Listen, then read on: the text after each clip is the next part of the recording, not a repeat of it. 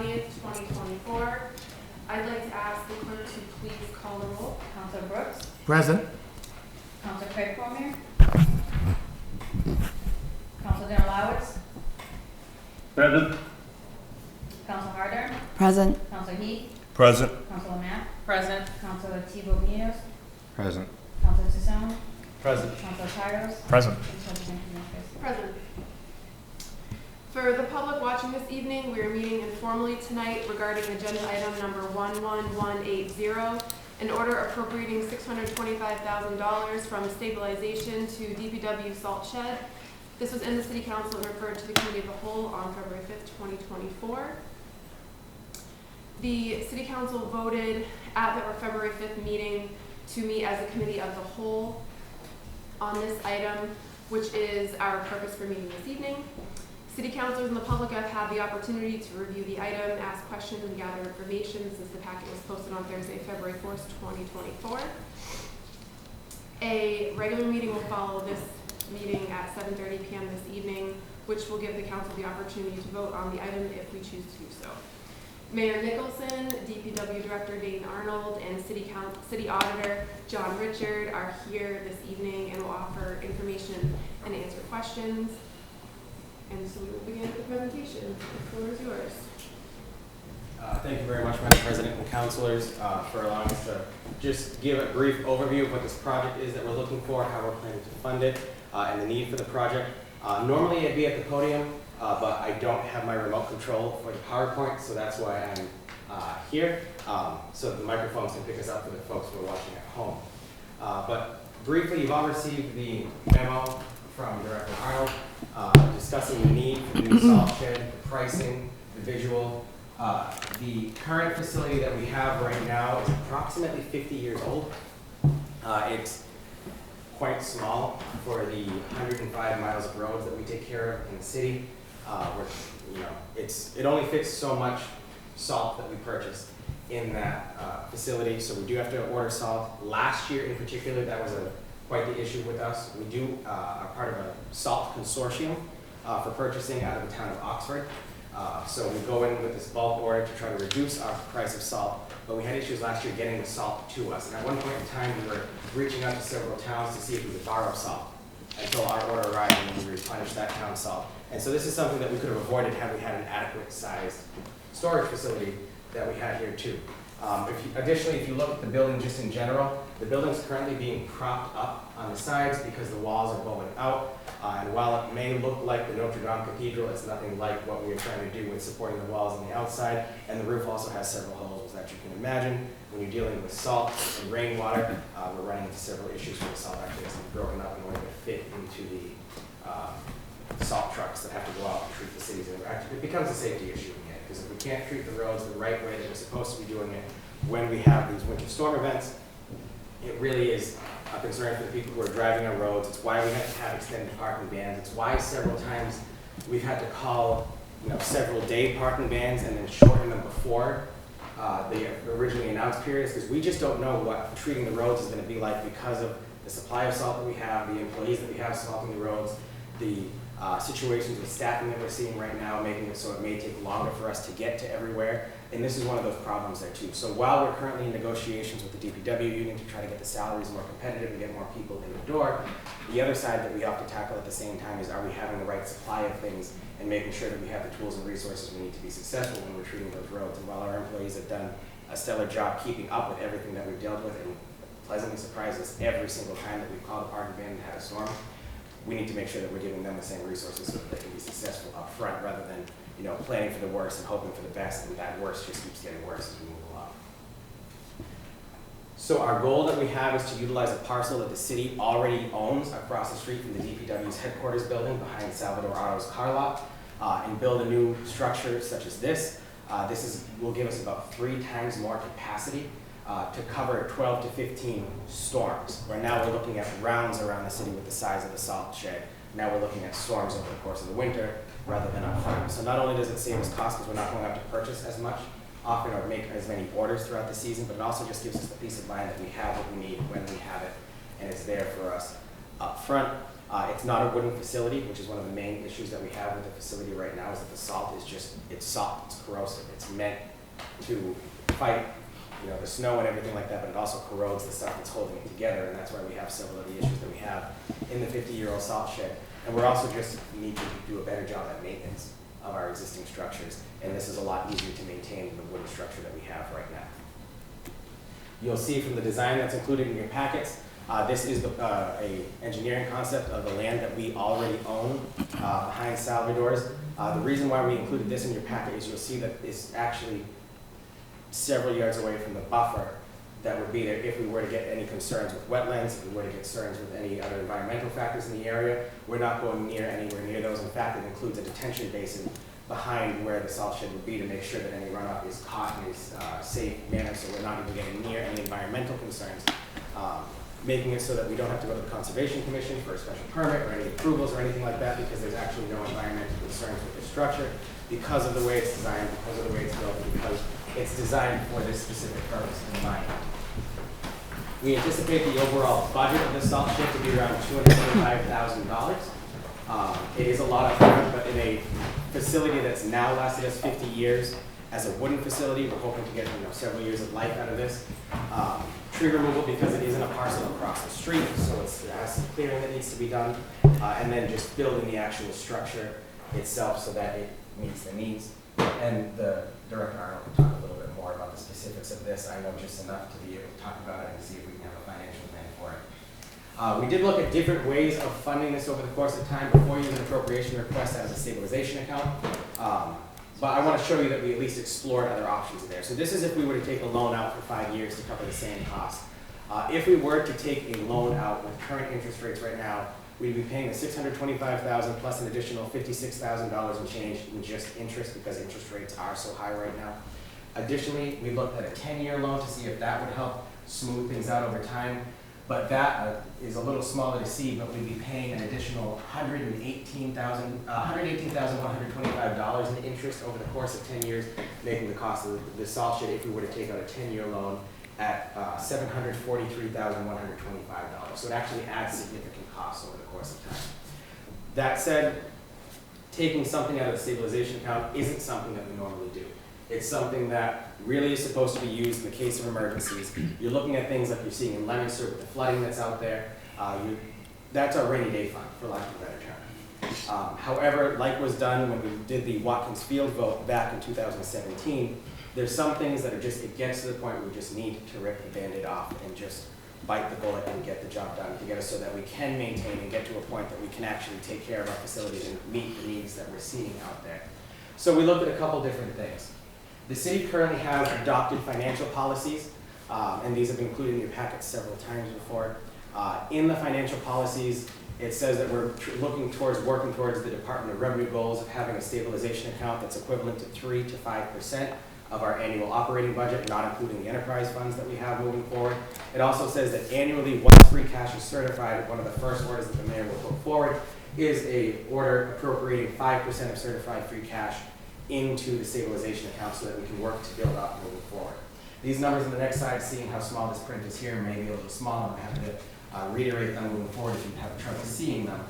But our free cash balances for the last 8 years, because that's what we have data going back to right now, our average annual free cash amount was around $2,550,000. If you take 5% of that, on average, we were putting in about $127,000 a year into our stabilization account. What our plan would do to be able to pay this off is move that 5% to 15% until this is paid off.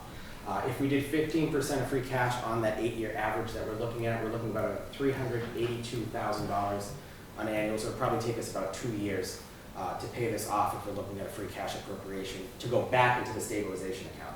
In short, this is taking the loan out, but it's taking the loan out from ourselves rather than going out and paying the additional $50,000 minimum to pay this off on a loan if we're looking at it from a bonding agency or situations like that. Additionally, our stabilization account right now has a balance of $3,559,953.49. Our operating budget that we just passed is $83 million. If you subtract the $10 million from the enterprise accounts, that's around $73 million. 3% of that is $2.1 million, 5% of that is $3.6 million, so our $3.5 million balance right now is actually in the DOR goals that we have. So if we weren't in that situation with our stabilization account, it'd probably not be something that we're looking at. There's an additional idea of what's calling a BAN, a bond anticipation note, where basically we're paying just the interest and not the principal for a period of 2 years, and then after that 2 years is done, that's when we pay off and we can fund some of it in between, but that's when the loan would hit us, and we have to take out the full amount of the loan that's remaining. We pay the interest, we could pay the principal ahead of time if we wanted to. I compare that to when you're having a student loan and you're a student, you're accruing interest, but you might not make your principal payments yet until after you graduate. That's similar to a BAN on the city side, where you're paying the interest, but you're not paying the principal until that 2-year loan period is over. That's still something that we looked into, but again, we're hitting that extra cost right now because interest rates are just simply higher than anticipated right now. Our interest on the new school building alone last year increased our cost in the annual operating budget by almost $1 million. And that's what the MSBA didn't cover. And that's interest alone, not on the actual principal of the loan itself. So we're facing certain, concerns about tight budgets moving forward for the fiscal year, for fiscal year 25, and then after that. At the same time, we're looking at paying our employees better. We're looking at retaining employees and making our jobs more competitive so we don't have turnover issues. We're looking at other projects that are moving forward. This is one of the ways that the auditor and I really discussed on making it sure that we cover the cost. There's a plan to replenish the account. There's a plan to move forward from here so that we can really, get the job done that we need to get done, rip the Band-Aid off, stop putting it down the line, maintain what we have moving forward with the maintenance plan that we can handle, but also in a financially feasible way that doesn't put us in the long run where we're trying to fight and keep up with those payments in the long term, especially where we're at right now. Because even if interest rates go down, yes, there's a chance we could refinance, but we're locked in, at least up front, for where we're going there too. So I don't know if, Dane? Yes, Madam President. Does anyone have any questions for the mayor? My question is, how, 625 is a lot of money. I absolutely recognize the need for this. I met with the mayor when I was first on the Public Service Committee about the need for this because of the increasing amount of salt and that we were putting ourselves in a position that we were paying more than we should. $625,000, though, it's a lot for what you look at for that structure. Yeah. Okay? How many quotes? Is this the best possible bang for your buck that the city is looking at? It's very open. It's not a secure shelter. It's a cover. It's not totally protected from the elements. So those are my concerns. So Dane can get to the technical side of it if that's okay with you, Madam President, but at least on the financial side, how Chapter 30B works for a public procurement process, and in this case would fall under that too, because it's over $50,000 in the threshold. What we need to do is solicit quotes to begin with. That gets us to this ballpark number. After the appropriation is made, but only after the appropriation comes from the City Council, it would then have to go out for competitive bid. But the general laws of the Commonwealth do not allow us to go out for full formal bid until an appropriation is made for the minimum amount that comes from that quote. So it may be lower, it may be in this ballpark, it could come in something like that. However, per the general laws, we need to have an appropriation in place behind it before we can even consider getting to that next step of going up for a quote. Dan, I don't know if you want to. But it could go higher. It could go higher. It goes good. There's the portion of the building itself is actually under a state bid, so the structure itself has already gone through a state bid process. The structure, we have to bid out the installation, so the estimate, which we got from the manufacturer of $200,000, that's an estimate. It probably has a 10% fluff factor in the event, there's an increase. The building cost itself, though, that actually is already under a state bid. That's a pretty firm number. We compared it as far as the size versus a wooden structure, even though our larger span and size of the structure for this. I don't know if that answered your question. Madam President, can you just. Sure. Just let me read real quick. So this presentation, you can make it available to the council. Yeah. Because it is part of the meeting. Yes. It's part of the meeting as well, so we can take a look at it. I also forgot to ask, is anybody here recording tonight's meeting? Okay. We'll have Councilor Tassoni go, anyone else, but I know that the auditor and the director also have some things to say that they might cover some of the information that we're looking for, so Councilor Sullivan. Yeah, just from a structure standpoint, I'd like to know what surrounding communities are using a similar structure and what the feedback has been from those communities on how it's working for them.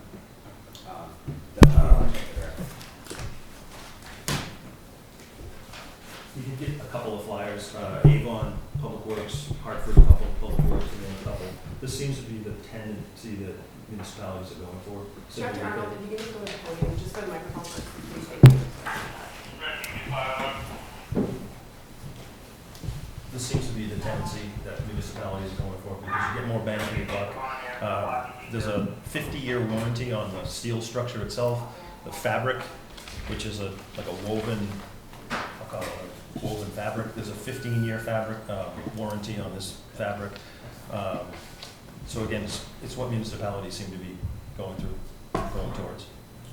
Madam President, if I could also add, just to clarify for the people in the council who may not be familiar with what a state bid contract is, or for the benefit of the people who are watching the meeting after as well, the Inspector General's office and the Attorney General's office have a list of what's called a state contract. And what that means is that the Attorney General's office and the Inspector General's office pre-bid certain projects. So they say if a municipality is looking to do this, who would bid on that? That way there's certain approved vendors on the state's website that say, if a municipality is looking for a salt shed, these are 3 vendors that we have already gone out and done the public bidding process for you for. You can contact them directly without having to go solicit 3 quotes, because we've already done that for you. So if you hear state contract, state bid list, that's where that's coming from. So on the structure itself, everything from the cinder blocks up, the state has already gone out to bid on those there. But the installation cost, the labor cost behind it, the clearings, the paving, all that other stuff, that's all separate and outside of what the state has already gone to bid for us for. Additionally, in the budget that you see that we put forward for this project, you'll see there's a contingency of $22,000. The state does recommend that whenever you go out for a construction project, 2 to 5% is the average, but it depends on really what the project is and what state contract you're looking at. Is suggested for an additional contingency in the appropriation in case the bids do come in higher. And if we don't use all of that amount, it then falls back to free cash at the end of the fiscal, once the project is over with and closed out. Okay. Director Arnold, if you have more information to add. Just generally, the site plans, we've already gone out. We had a local engineer work on the site plans. They're about 95% complete. A couple of things just need to get tweaked. The reason we're looking at the request now is there's a 90-day lead time on these, or it could be even up to 120-day lead time for these products. So if the money was okayed tomorrow, we're looking still not getting the structure itself until August or so. So we're looking for that. Again, we would still have to bid the installation. I told you about the warranty.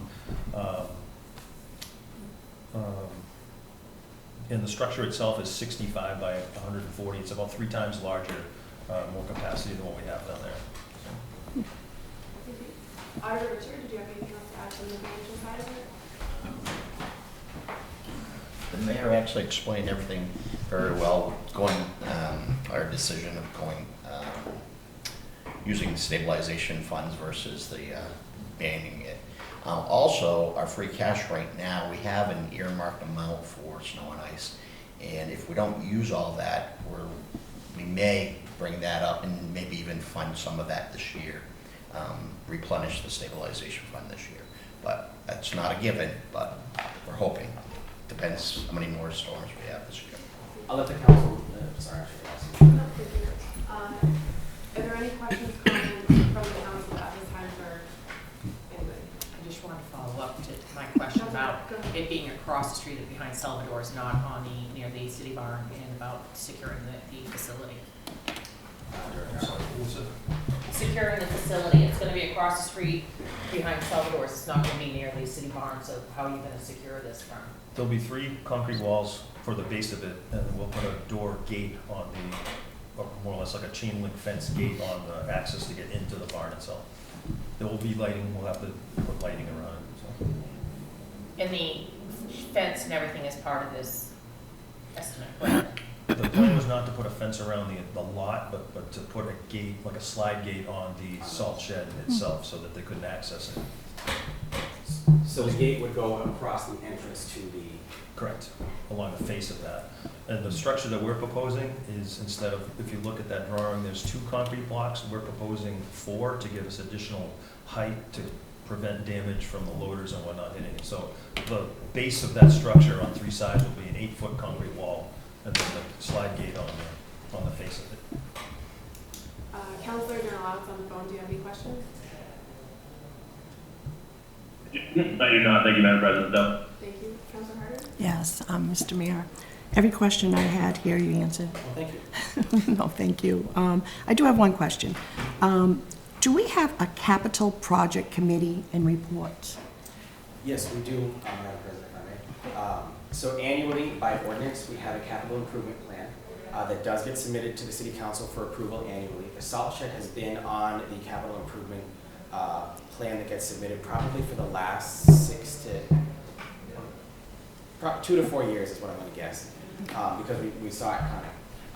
What the capital improvement list officially does for us in the end is allows us to go out for bond on a project that's on the list, where we do have a higher interest rate and more of a vetting process with our bonding agencies if we go out for bond on something that's not the capital improvement list. That's a very Cliff Notes version of saying that it's a lot more complex than that. But it allows us to go out for bond easier for the projects that are on there. In order for something to be included on the capital improvement list, it has to have a value of over a certain dollar amount and have a life expectancy over 5 years. That dollar amount varies by town to town. I believe ours is at $20,000 right now by ordinance. The capital improvement planning committee is made up of several department heads, a representative from the city council, and some other members that really put that together annually and then submit that to the city council for approval each year. There are other ways we can fund it. Most of the time we've done it through free cash appropriations. Just to add to what I've said before too, and to what our auditor said earlier, right now we have $700,000 of free cash set aside on our own personal spreadsheets, expecting that we may need up to that much for this year's winter in terms of snow and ice removal, because we purposely budget low because it's one of those few accounts that by law we're able to deficit spend in. The $700,000 number came from an amount because last year we needed $698,000 over what we budgeted to pay for last year's winter. Right now we're about $250,000 in the red on snow and ice for where we are currently up to this point in this fiscal year. So we're okay in terms of our $700,000, and we may have that left over, but I'm uncomfortable committing any of that money to something like this early on in the fiscal year when we still have winter, we still have chances that we could get snow, and we don't know what we're spending yet. But if we do put anything into that, replenish the stabilization account this year, I would still hold to that 15% at least for the next 3 years, because we're not looking at just replenishing that stabilization account and paying off what we have now, but getting the account to where it would be had we not taken it out and we stayed with that 5% annually per our financial goals. So it's not just replenishing, but getting us to where we could have been to. And that's probably what we do if we put anything in this year and the year after those 2 years are over. Thank you. Counselor Harder? Thank you. Did you have any other follow-up to your No, question? thank you. Counselor Chisholm? Just to follow up to that comment about the capital improvement planning, where did this fall on the prioritization of the list for capital improvements? So what our current plan does is it doesn't prioritize top to bottom. It just says these are the departments that have submitted these priorities, and these are the fiscal years we think that they should be paid in. This particular facility itself was actually suggested for last fiscal year for funding. Looking at priorities is something that we're looking at in the future. That way we don't just do this is what every department submitted and this is where we may think it comes from. Because now you're setting unrealistic expectations for yourself that you're going to fund everything in the first year and nothing in the second year, and maybe something 5 years down the line. And coming up with a longer term 5-year capital plan for the city rather than let's just shoot from the hip and see where we're going from there. But this was something that last year's capital improvement plan slated for last fiscal year. Thank you. Counselor Davis? Quick question. Understanding the use of the stabilization fund, I saw on one of the slides that it said that purpose is for rainy day emergencies, things of that nature. Having been a member of the Public Service Committee and having had report on the state of the shed by the DPW director, I fully agree with the plan. I think it's a necessary move on the city's part. It's the best interest in the city. I just want to make sure my understanding is clear that the reason it fits the bill for the stabilization fund work is for a few factors, one of them being the lead time and the timing involved for this project to be ready for the winter of 2024, 2025. But also there is a danger that this building could collapse, and potentially when we have city employees in the vicinity of it doing work, right? That's 100% correct, Counselor. There's that concern, there's the concern that if it does collapse, we need to fix it, and if it collapses right around the time we're having a snowstorm, now we don't have salt in the city, and we're sending trucks to other municipalities and hoping that they allow us to take their salt at that time. Hubbardston was very generous for us last year when they let us borrow salt 4 times, but that's not something that we should make a regular plan in the city. And I'll say up front too, if it wasn't for the fact that we're in a good financial spot right now with the stabilization account, and we have this plan going forward to replenish and get us to where we could have been, I wouldn't be touching the stabilization account because it is supposed to be used for very specific purposes. That's why it requires a 2/3 vote of the council to get money out of it, but only 6 votes to put money into it, is because it's supposed to be touched rarely. But this is one of those situations that I think it's unique enough that it fits that bill in our interpretation that if we can prevent an emergency from occurring, then we should be doing what we can to be proactive rather than reactive. Thank you. Further questions? Any further questions from the council on the topic of the informal meeting? Anything else? Mr. Mayor, Director, okay. Madam President? Yeah. So what is our goal in this meeting? So the informal meeting is, we voted to have this come to an informal meeting as a committee of the whole so we could get more information on the topic. What I was actually going to suggest is, as we've acknowledged during this meeting, $625,000 is a lot of money. And we've received a lot of information here tonight, and we got most of it very recently. And so I know that I would like more time to absorb it. I'd like to watch this meeting again. I'd like to get this information so I can see it in front of me, and I feel like that would be something the rest of us probably share that sentiment. Okay. And so what I would propose for our next meeting where we could vote on the item this evening is that we wait until at least our next meeting where we have a full council here to vote on such a large project and such a large sum of money, considering also all of the other factors. And at that point, if all the councilors are present and we feel like we can make a educated and comfortable enough vote, then we do that at that time. But I personally would propose taking some more time just because this was a lot for this evening. And so we can come to that determination at the informal meeting. We can take a straw vote. But basically there's no voting at informal meetings. It's for more information on a particular topic. Okay. Any other questions, comments regarding the topic of the informal meeting? Okay, thank you, Mr. Mayor. Thank you, Auditor Richard. Thank you, Director Arnold, for being here this evening. Hearing nothing further, we will close this part of the meeting and reconvene in 2 minutes at 7:30 for our regular meeting.